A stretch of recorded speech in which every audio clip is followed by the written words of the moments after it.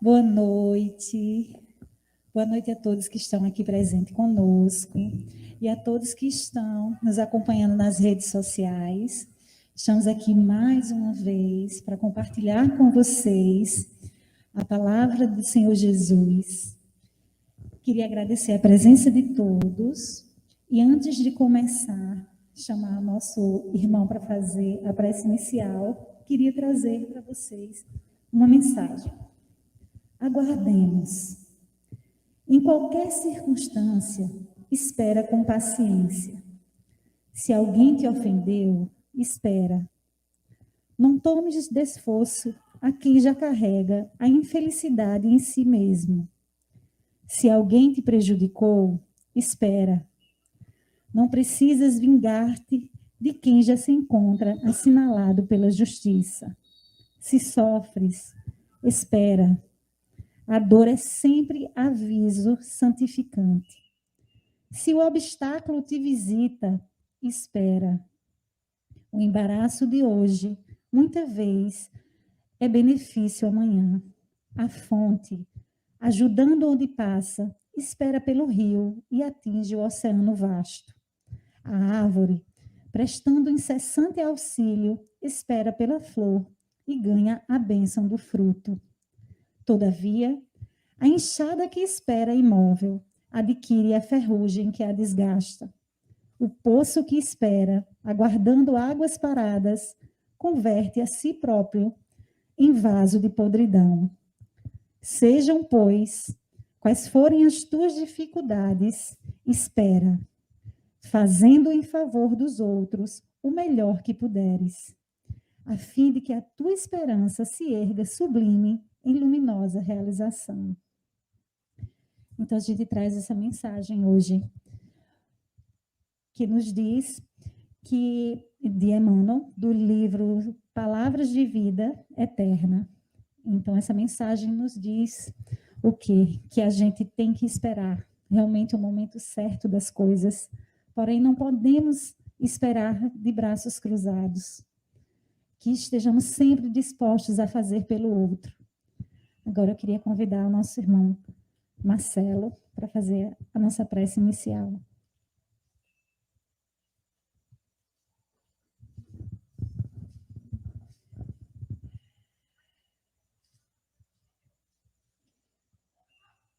Elevemos o nosso pensamento a Jesus, agradecendo a imensa oportunidade que estamos tendo de, nesta noite, podermos escutar um pouco do Teu Evangelho, Senhor, acompanhado dos nossos mentores, dos nossos anjos da guarda, a nos inspirarem as melhores decisões nessa nossa jornada.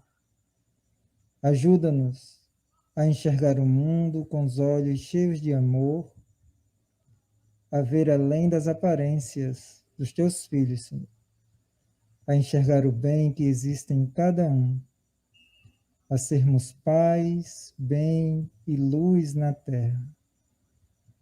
Abençoa-nos, Senhor, nesta noite, espalha o teu amor e a tua paz sobre todos nós. Graças a Deus.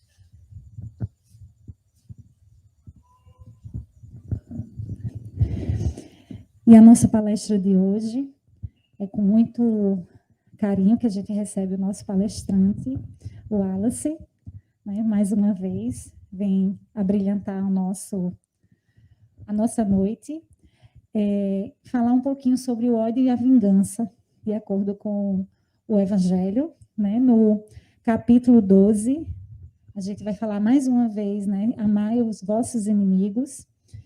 E o Wallace vai nos presentear com um pouquinho do seu conhecimento na noite de hoje.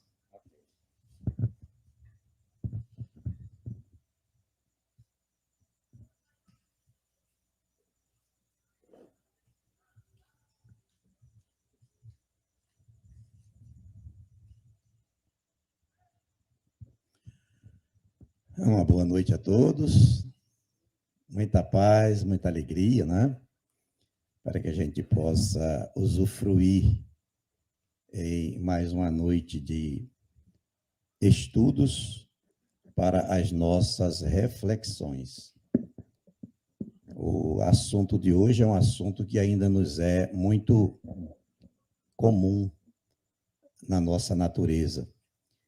Embora já estejamos na condição hominal, mas ainda guardamos nos nossos campos mais íntimos os resquícios da caminhada e de quando, em vez, de acordo com a experiência que passamos, a gente entra nesse processo de ter que trabalhar o ódio e a vingança.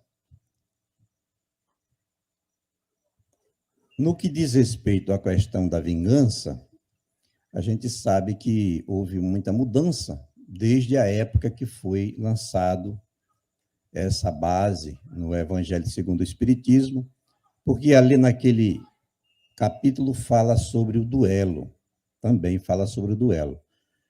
Aí a gente não tem mais o duelo naquele formato que existia na época do século XIX, né, século XVIII.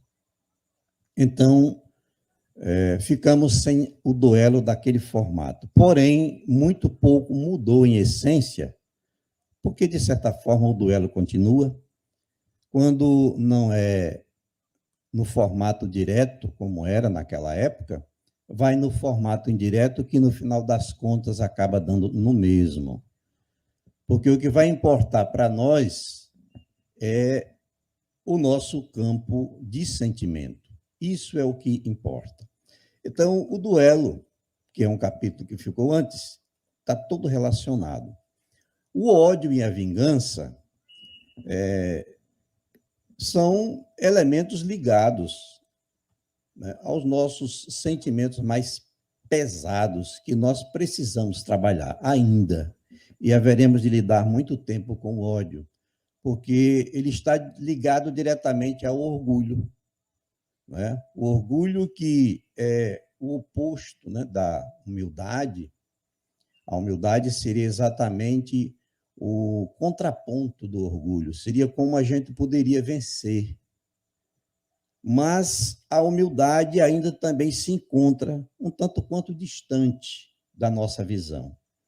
Então, só nos resta abraçarmos nos estudos, na busca de elementos que possam nos fortalecer, porque não são campos de sentimento que a gente possa vencer assim, dizendo só porque eu quero eu vou vencer, só porque eu quero eu vou superar. É preciso um trabalho profundo, um trabalho com uma sistemática toda própria, para a gente vencer todas essas mazelas que ainda existem na nossa formação psicológica e emocional. Então, como nasce o ódio, né? O ódio normalmente, nasce de alguma agressão, algum tipo de agressão que a gente sente e, não podendo revidar na hora, então a gente guarda e aquilo acaba entrando num processo de estarmos ruminando. Tem um ditado que diz que quem não responde na hora puxa a briga para dentro de si mesmo. Então, o camarada não briga, não fala nada, mas lá dentro dele cria uma grande confusão. E, não sabendo lidar com as palavras, com a maneira correta de se colocar à altura, então isso acaba gerando determinados tipos de desencontros no seu emocional, que vai se transformando aos poucos, de acordo com a ofensa, vai se transformando em uma ira, né? Em uma raiva, porque a personalidade não aceita de forma alguma aquele tipo de afronta, e aquilo acaba se tornando um campo magnético pesado, levando a pessoa a começar a planejar em se vingar. Na medida em que a pessoa não encontre uma solução para aquele campo magnético que ele deixou consigo, que o outro, supostamente o outro lançou, e ele aceitou, e ele adotou como uma coisa sua, como um filho, e para todo lado que ele vai, ele se lembra daquela ofensa e fica ruminando aquela ofensa. E muitas das vezes a ofensa é grande, mas outras são ofensas pequenas, mas para ele está fazendo parte do personalismo e ele não aceita, ele não admite. Então, a solução para todos esses impasses continua sendo ainda o Evangelho de Jesus. A base total para que a gente possa conseguir superar é o Evangelho de Jesus. E na doutrina espírita, como a doutrina espírita utiliza-se, né, da base do Cristo, a grande busca consiste em encontrarmos a nós mesmos, fazermos o autoencontro, o autoconhecimento. Sem o autoconhecimento, a gente fica igual um operador de um carro que não sabe dominar os incrementos, as questões do automóvel, não sabe como é que funciona o freio, o acelerador, não sabe como, enfim, o mecanismo funciona. Não sabendo, a pessoa se perde, é o que ocorre com a humanidade. A humanidade não se encontra ainda em uma situação de paz e de equilíbrio, porque ninguém, praticamente poucas pessoas, têm autonomia, conseguem se conhecer.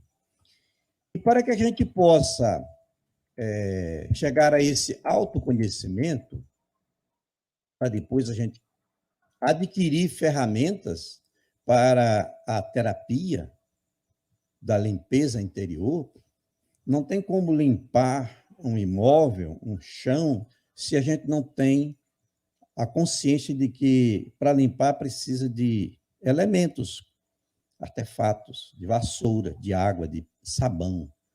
Por mais que a gente queira e se esforce, sem esses elementos é impossível. Então, não há como limpar o nosso interior, depurar o nosso interior, em outras palavras, trocando por uma coisa mais consciente, administrar, hoje gerenciar, que é uma palavra muito em dia, gerenciar a nós mesmos, fazer a autogerência dos nossos instintos, daquilo que nós nem sabemos que temos e que de repente surge. Basta que um choque diferente ocorra, que nós não estejamos habituados, e aí vem a grande explosão.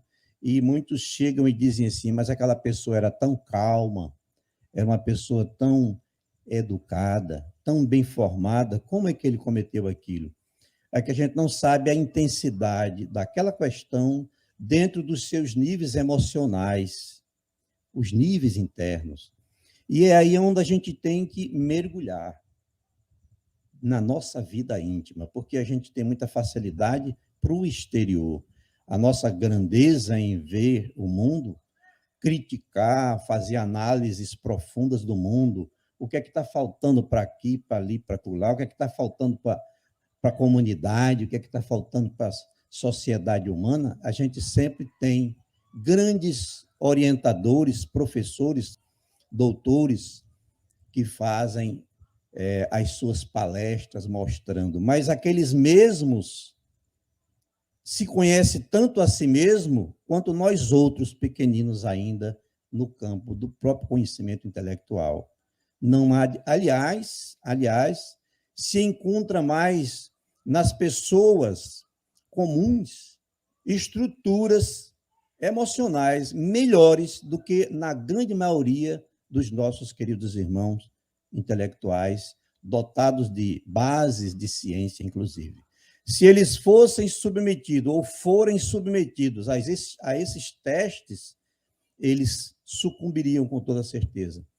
Há passagens gritantes sobre isso, se a gente lê o jornal, se a gente vê o noticiário, se a gente entrar na internet, a gente vai ver pessoas de um nível cultural XYZ fazendo cada barbaridade que não tem tamanho. É o emocional, é o desconhecimento de si mesmo. Ele faz aquilo por prazer, aparentemente sim, mas na verdade não. Porque essas situações são passageiras. O que nós viemos aqui buscar é o que possa permanecer dentro de nós. Aquilo que não possa permanecer dentro de nós é justamente aquela questão das fantasias, das ilusões, das utopias, das paixões. Isso tudo está inserido. O materialismo é paixão pura, apego excessivo a coisas que não continuarão. A única coisa que vai permanecer conosco é a estrutura emocional assentada em uma base de equilíbrio. Somente, mais nada.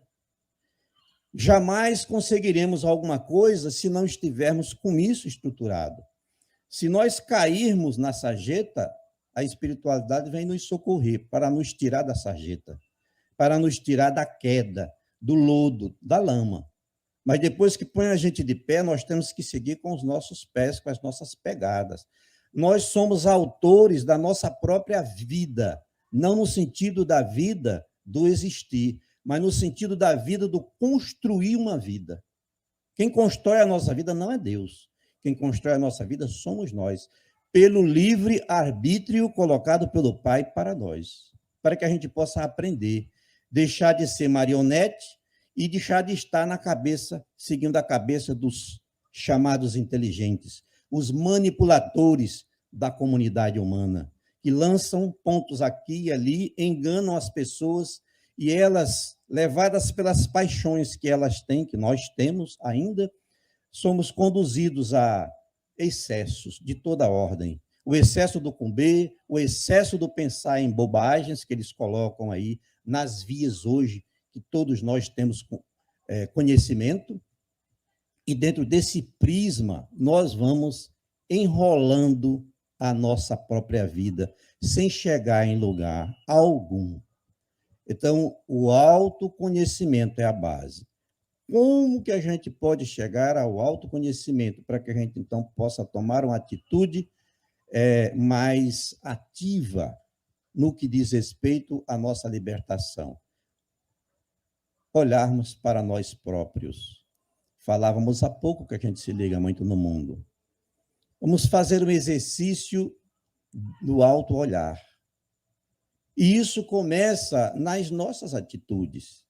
E as nossas atitudes quase sempre não são pensadas. Deixa eu pôr um pouquinho de água.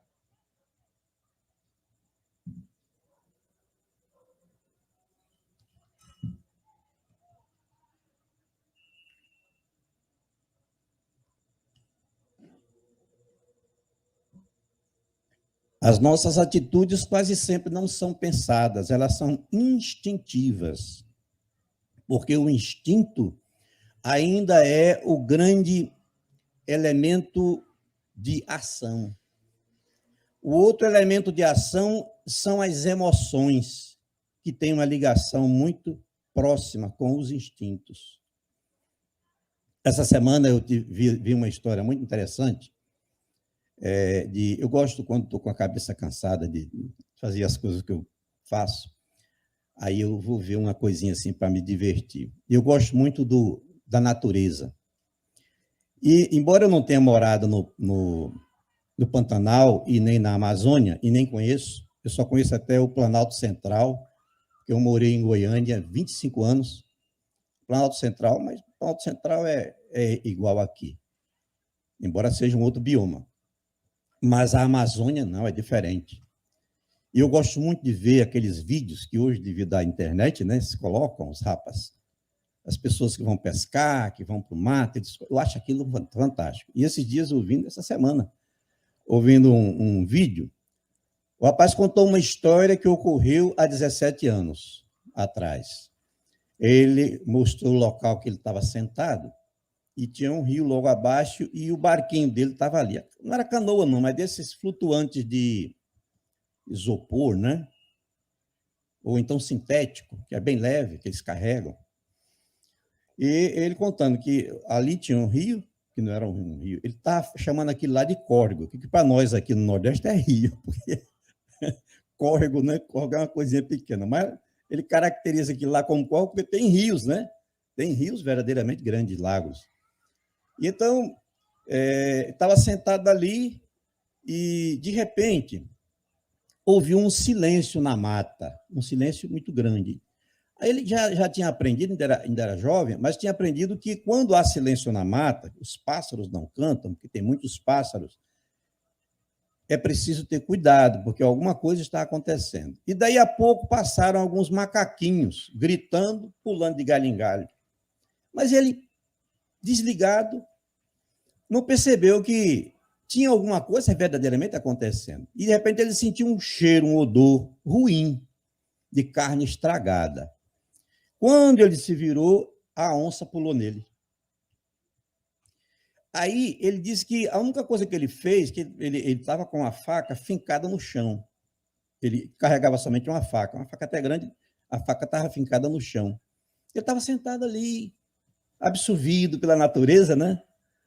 Então, quando ela pulou nele, já pegou na cabeça dele assim e arrancou o couro. E ele meteu a mão na boca dela. Instintivamente, ele disse assim, olha, é uma coisa que a gente não pensa para fazer, mas se eu segurar a boca dela, mesmo que ela me morda a mão, evita de me morder de outra parte mais vital. Isso ele analisando depois. Então, ele continuou segurando na boca da onça, a onça mordendo e avançando em cima dele. Ele disse que ela devia pesar uns 120 quilos. Causou um estrago, as minhadas. E ele, então, caiu. Na hora que ela deu o pulo, ele teve tempo de se levantar. Ficou em pé um pouco e caiu. No que caiu, ele viu a faca no chão. Então, ele pegou a faca, só que a faca estava fincada no chão, mas estava com a lâmina, mais da metade para fora. E ele pegou na lâmina, naquela correria, né? Ele pegou na lâmina, que cortou a mão dele. E ele chuchou a onça com aquilo ali. Umas 2 vezes para poder entrar um pouco. Aí, quando ele viu que tinha muito sangue na mão, ele não conseguia mais segurar. Aí ele batia assim na faca, até que a faca entrou. E foi a forma dele escapar daquela. Mas ele conta, o que eu estou contando, a razão porque eu estou trazendo essa história não é essa, não. Não é esse suspense. É que no momento em que ela avançou e que ele viu que ela era muito forte, ele pôs a mão na boca, ele pensou, esse animal vai me matar se eu não reagir, eu tenho que fazer uma reação. Aí a gente lembra daquela passagem, né, do instinto humano, luta e fuga, né? No começo você quer fugir, depois que você vê que não foge mais, pode ser um cachorrinho desse tamanho na frente de um cachorrão. Ele foge, na hora que ele fica acuado, ele fica arrepiado e, então, late de forma forte para a sua defesa. E, na defesa, foi que ele conseguiu se liberar. Então, veja bem, o instinto aí, praticamente, foi quem salvou esse camarada. Porque tudo que ele fez, ele conta depois. Ele mostrou todo cortado. Só, já 17 anos depois, o dedo dele teve que fazer enxerto, esse dedo perdeu, a onça comeu. Aqui ficou tudo marcado, ele mostrou as marcas, né? Então, e a onça não sobreviveu, ela deu um pulo, foi para o mato e acharam ela depois. Tudo bem. Então, o instinto. Nós estamos ainda nessa situação. Mas nós temos encontro com os animais assim? Claro que não. Nós vivemos num outro tipo de floresta, né? É uma floresta diferente. Os nossos companheiros convivas são aqueles que se tornam competidores conosco no dia a dia. Então, daí a grande importância de compreendermos o instinto e as emoções.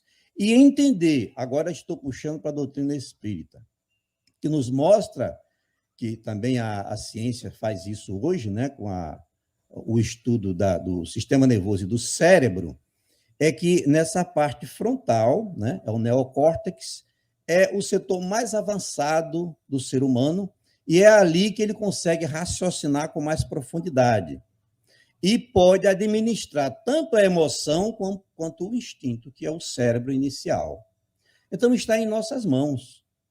Só depende de nós.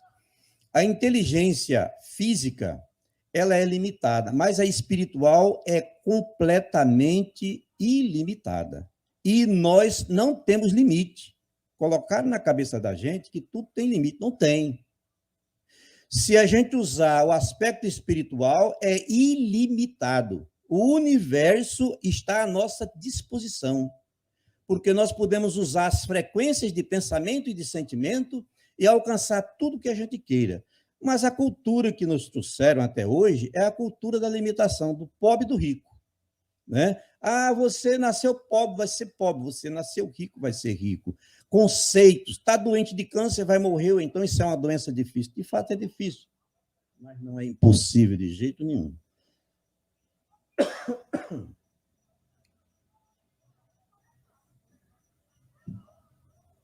Então, o primeiro ponto a gente trabalhar é o nosso campo das emoções. E a emoção está diretamente ligada ao sentimento, que está diretamente ligado ao que nós consideramos como coração. Não é o órgão pulsante, mas é um campo magnético que tem nessa região e que tem um consumo de energia muito maior do que o cérebro.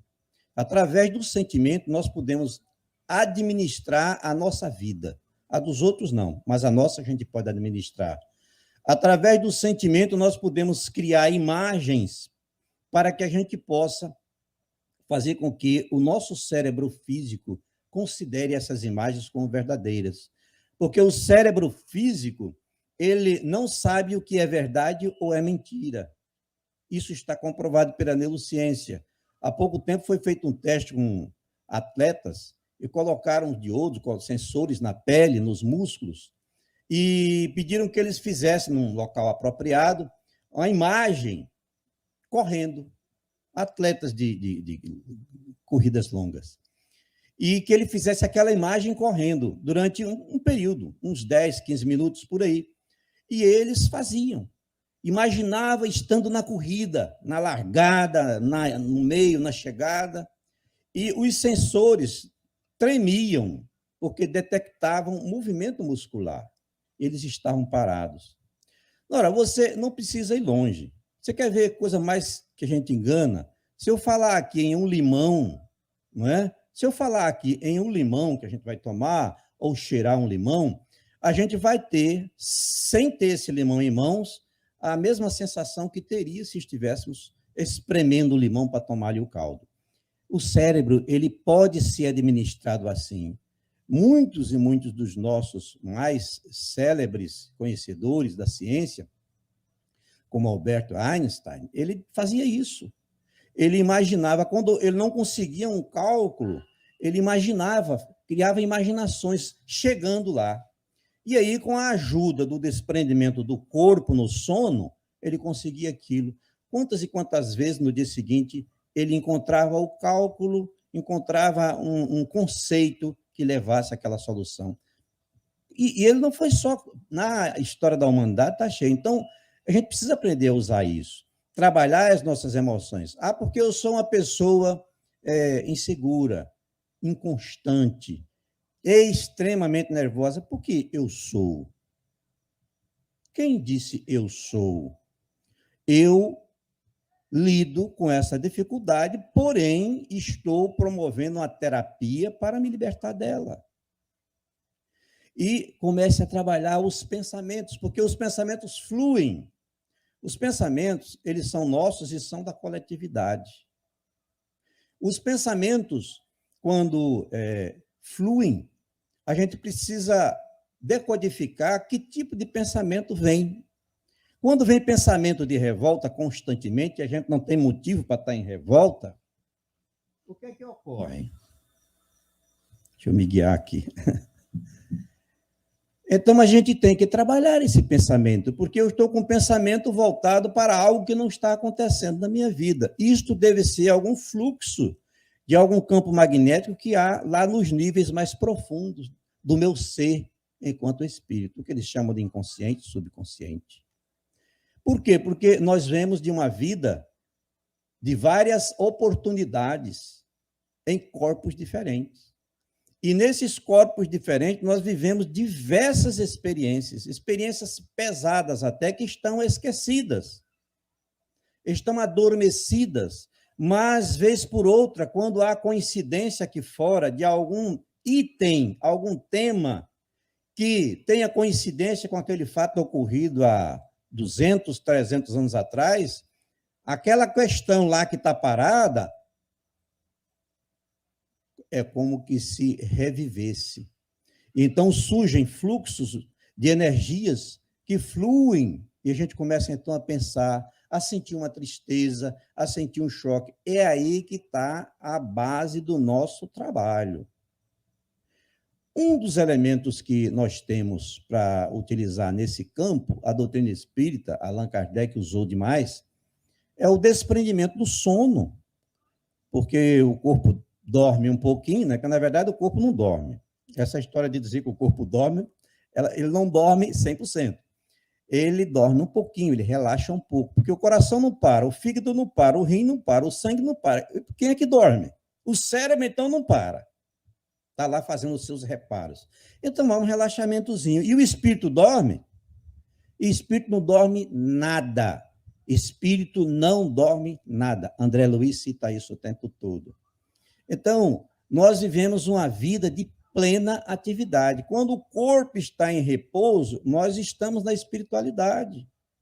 E na espiritualidade, se a gente sintonizar nessa busca, a gente entra em sintonia com os nossos mentores e eles nos conduzem toda noite, desde que a gente se dispõe àquilo, às escolas de aprendizado, às terapias de vidas passadas, mostrando ângulos que ocorreram para que a gente possa entender por que determinada coisa está ocorrendo conosco. Porque o ciúme, eu não consigo dominar o ciúme, porque a cólera bate em mim e eu me enfureço. Agora eu não estou me enfurecendo mais, mas em compensação eu fico ruminando dentro de mim numa briga incessante com raiva do mundo e acabo atrapalhando a vida dos pequeninos, né? Porque às vezes a pessoa lá no trabalho é mansinho, porque é obrigado, mas quando chega em casa fica brabo com a esposa e com os filhos, ou com a família. Então, esse trabalho é incessante. É preciso que a gente entenda, a doutrina espírita, quando traz isso, não é para mais um conhecimentozinho, né? Ah, vamos lá, porque é mais uma coisinha que a gente vai ver. É coisa séria. Viver, quando a gente é alienado, tem um professor que fala assim, a coisa que eu tenho saudade era no tempo que eu ia para o sítio do meu pai e ia comer aquela frutinha pretinha, jaboticaba. Ele disse, olha, eu ia lá, comia, eu viajava, livre. Aí, quando me bateu a idade, eu fui entendendo, hoje eu sou uma pessoa com consciência, eu olho, vou lá, chupo umas 2 ou 3, mas não consigo viver e sentir aquilo que eu vivia naquele tempo, porque surge a responsabilidade. Ah, porque a responsabilidade vai tirar, então, a coisa boa da vida? Não, não vai tirar, mas durante um tempo haverá um certo tumulto na nossa vida, porque nós temos que encarar de frente esses processos, estarmos atentos. Aí vem a leitura, a boa leitura. Você sabe quantos livros brasileiros lê por ano? É uma vergonha. É o povo que menos lê. Na América Latina todinho, você vê esses países aí, mais simples, eles têm uma estrutura muito melhor que a nossa, do nosso povo, em termos de leitura. Tem muita gente que está lendo um pouco mais agora, porque está aqui na doutrina espírita, que é um manancial de conhecimento e de livros maravilhosos, que a gente lê um e não para de ler mais. Sem ler, o nosso cérebro, ele não anda. Olha, não adianta ouvir, não. Ouvir ajuda, mas o bom é ler. E melhor ainda do que ler, sabe o que é? Escrever. E nós hoje não escrevemos, digitamos. Cadê o desenho da letra? Aquele desenho da letra, que faz uma falta muito grande. Aquilo tem a ver com uma série de aspectos no nosso campo interno. As pessoas quase não escrevem mais. Se lê pouco, escreve pouco. Como é que vai fazer para abrir o nosso intelecto para as coisas da terra? Agora, fala como Jesus. Se eu vos falo das coisas da terra, você ainda não entende, que ele falou para o senador, né? Imagine se eu falar das coisas do céu. Então, meus queridos, a proposta de Jesus é uma proposta agressiva, no bom sentido. Não deixemos para mais tarde, não. Comecemos agora. Nem deixe para amanhã. Já chega em casa, comece a fazer. Trace um plano, um projeto. a partir de hoje eu vou estar atento aos meus pensamentos. Como no começo tudo é mais difícil, a gente vai se esquecer e ficar pensando lero para tudo que é lá. Depois a gente lembra, opa, eu estou vigilante. Para você verificar, a partir dali, o que é que está ocorrendo lá dentro, porque aqueles pensamentos que não têm nada a ver com o meu aqui e agora, com o meu agora. O que é que ocorre com os meus campos internos e que eu posso manipular e trabalhar? É preciso estar atento. A gente lembra sempre do 919 do Livro dos Espíritos, é inesquecível, né? Quando falar desse assunto, não tem como não chamar o 919, a questão 919 do Livro dos Espíritos, que é Santo Agostinho, falando que no tempo dele ele usava assim. E Santo Agostinho foi com licença da palavra, um arruaceiro. Era um homem do mundo. A mãe dele, a Santa Bárbara, ela orava diuturnamente, orou durante 29 anos. Se tivesse demorado, ela ia orar até ir embora, e até hoje, se fosse o caso. E ele, um dia chegou em casa, deu um abraço na mãe e disse: olha, mãe, a senhora venceu. E a partir de hoje eu sou outra pessoa. As suas orações... Ele assistiu à palestra de um padre e o padre conseguiu convencê-lo a partir de uma citação, de uma explicação do Evangelho de Jesus. Ele se convenceu. E a partir dali mudou. Então ele fala no Livro dos Espíritos, na questão 919, diz: fazei isso como eu fiz, como eu fazia quando estava na Terra. Então o que é que ele fazia? Anoitecia, ele fazia uma retrospectiva. Não tem a retrospectiva do ano, mostrando tudo que é desgraceira que tem por aí nesse meio de mundo? Vamos fazer uma retrospectiva da nossa vida hoje, de manhã para cá. Se a gente tornar isso um hábito, pega um caderno, uma caneta e um caderno, e anota. Muitas coisas a gente não vai lembrar, mas na medida em que a gente vai repetindo aquilo, a gente vai se lembrar até de um espirro que a gente deu de manhã cedo. A gente vai se lembrar de um bom dia que a gente deu para o vizinho, que a gente faz todo dia. A gente vai se lembrar dos detalhes. E isso é um mapa que coloca a gente, quando a gente começa a entender as questões da vaidade. Você sabe que um dos negócios mais difíceis de vencer é a vaidade? O vaidoso é o pavão, né? Cheio. Ele se considera o tal. Ele vai ver erro nele? Será? É muito difícil. O vaidoso não vê os seus erros, porque ele é vaidoso. Então, quando chegar nessas etapas, a gente vai observar palavras que a gente falou com os nossos próprios filhos. No meu caso, agora, neto. Meus filhos estão tudo velho. Bisneto, né? A minha mulher não veio hoje porque a bisneta está com a gente, e nesse negócio de gripe, digo, não, deixa a bichinha aí, fica aí você com ela. É uma bisnetinha que a gente tem. Então, lidar com um bisneto como se for um filho, educando do mesmo jeito. E que palavra que eu disse, de repente eu nem percebo. Qual foi a minha interpretação de alguma coisa que eu lancei, como hoje está todo mundo na internet, uma opinião. Então, são esses rastros, essas pegadas que vão levar ao nosso autoencontro. E daí estabelecer as medidas. Porém, concomitantemente, nada impede, em absoluto, de ingressarmos no trabalho, né? Um trabalho que seja de caridade, um trabalho filantrópico.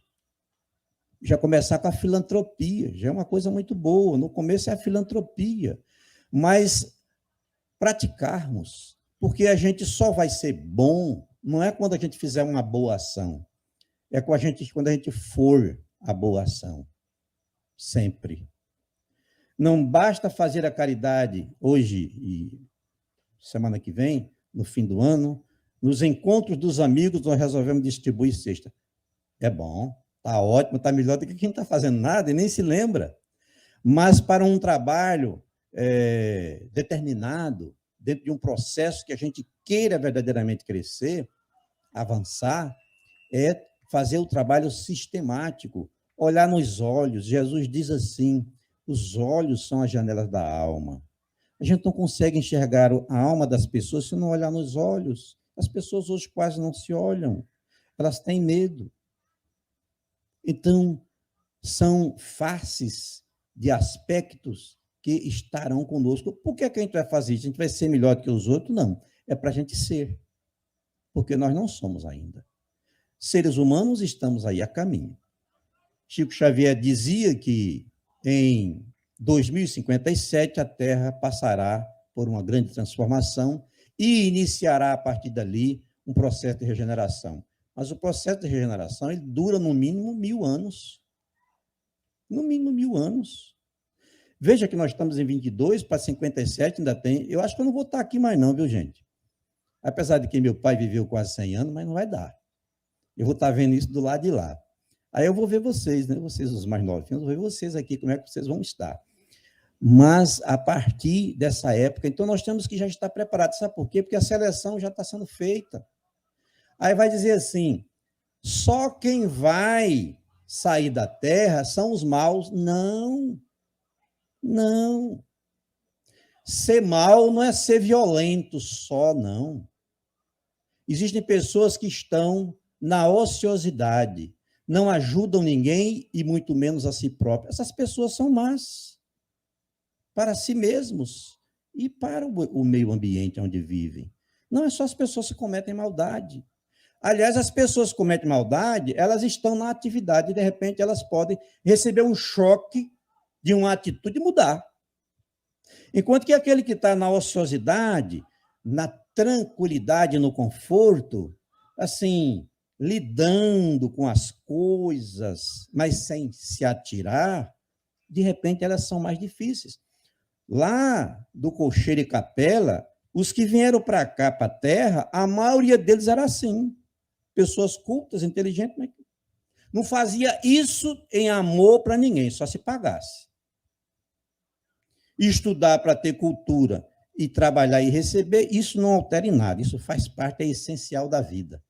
Mas ser bondoso, ser caridoso, tornar aquilo um hábito diário e constante, sentir mal, como eu conheci um rapaz que ia com a gente lá no hospital Napoleão Laureano, no dia que ele não ia, ele dizia, rapaz, eu estou aqui com o coração partido no meio, porque eu não pude ir. É isso. Amém, minha gente? Muita paz a todos e a nossa gratidão.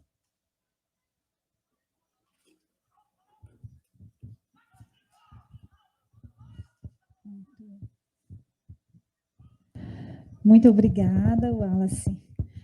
Uma palestra muito edificante, não é?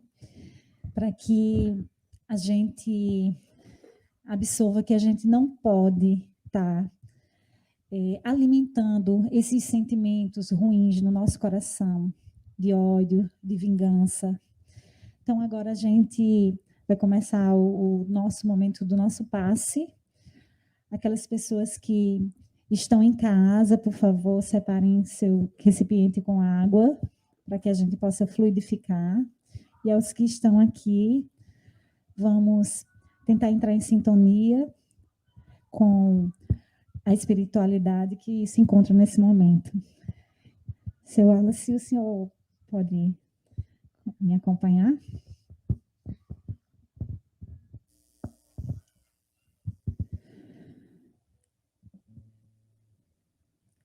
Senhor Jesus,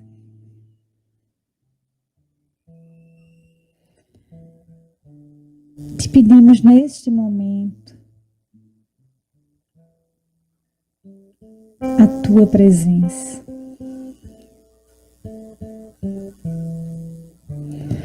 Respiremos fundo, esvaziando nossas mentes, esvaziando nossos corações. E nos imaginemos em meio a uma cachoeira, águas cristalinas. Estamos sentados naquela cachoeira e as águas estão sendo derramadas sobre nossas cabeças, nosso corpo. E sentimos a presença do Senhor Jesus.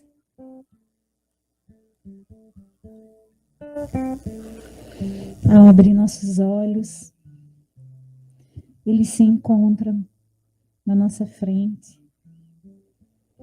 E as águas que correm sobre nossas cabeças saem de suas mãos. Essas águas percorrem nosso corpo, lavando todos os miasmas, todos os sentimentos de rancor, de tristeza, de mágoa. E o Senhor Jesus, com sua luz, faz uma limpeza espiritual em cada um de nós.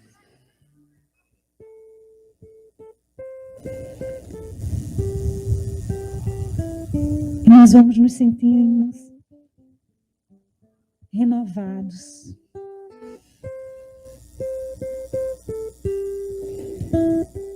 E o mesmo Jesus vai se transformando numa luz radiante, a iluminar-nos, a nos fortalecer. Jesus está de frente a nós, energizando, fortalecendo nossos corações, purificando através das tuas bênçãos, cada um de nós. E todo sentimento de angústia, de vingança, de ódio, estão sendo depurados, estão sendo transformados através do amor de Jesus, que nos ilumina, que nos fortalece e nos renova. Assim seja, graças a Deus. E agora, neste mesmo, sentindo esta presença magnífica do Senhor, nós te pedimos, fluidifica, Senhor, estas águas, transforma-as em remédios curadores dos nossos males físicos e espirituais. Envia, Senhor, tuas falanges de anjos curadores, às casas, aos hospitais, aonde estiverem os enfermos que precisam deste líquido, para que esses líquidos sejam transformados em remédios curadores dos males físicos e espirituais. Senhor Jesus, que possamos retirar do nosso coração tudo aquilo que nos aflige, que possamos entender, Senhor, a Tua vontade para a nossa vida, que não desanimemos, que aprendamos a esperar, a ter paciência, a entender que o Teu tempo não é o nosso tempo. Que entendamos que as palavras de hoje nos pedem para aprender a controlar nossos instintos, para trabalhar para o nosso próximo, e para acreditar que somos capazes de mudar em qualquer momento. Somos capazes de ser melhores. Nossa Mãe Santíssima, que aqui se faz presente, que ela cubra cada um de nós com seu manto sagrado, nos protegendo, nos amparando e nos consolando nos momentos em que nos encontramos em desespero. Que não exista desespero em nossa vida, porque somos acompanhados diariamente pelo nosso Mestre querido, pelos nossos mentores espirituais. Nunca estamos sozinhos.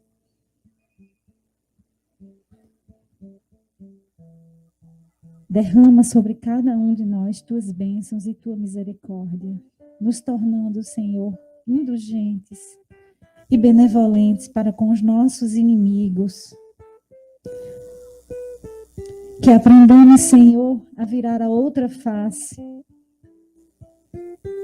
ao invés de retribuir com vingança e com outros sentimentos. Esteja presente hoje e sempre conosco, graças a Deus. E agora, ainda nesse clima, convidamos nossa irmã Camila para fazer a nossa prece de encerramento.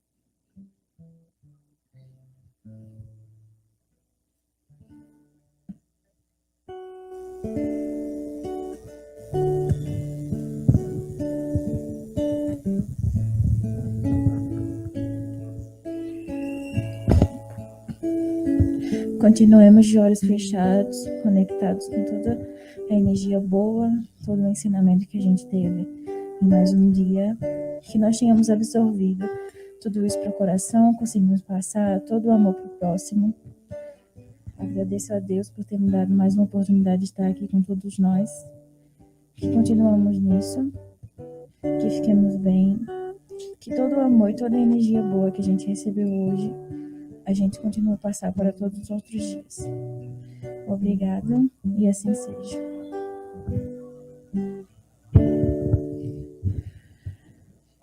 E assim, gente, a gente termina mais uma reunião, mais uma terça-feira. Agradeço a presença de todos que estão também nos acompanhando nas redes sociais. Agradecemos ao nosso palestrante, seu Alice, mais uma vez. E que vocês tenham uma ótima semana. Esperamos que próxima terça a gente possa se encontrar aqui nas redes sociais e sigam lá as nossas redes sociais no YouTube, como diz a minha amiga Franciele quando está aqui, né? Derem um likezinho lá, né? E repassem os nossos canais e sejam também multiplicadores da palavra do Senhor, do nosso Evangelho. Isso também é nossa responsabilidade. A gente tem, por onde passar, além de falar de Jesus, tentar agir como Jesus agiu. Então, que vocês sejam espelho do amor de Jesus na vida de todos aqueles que vocês convivem, em suas casas, no trabalho, escola, por onde vocês caminharem. É o que a gente deseja na noite de hoje. Fiquem em paz e obrigada mais uma vez.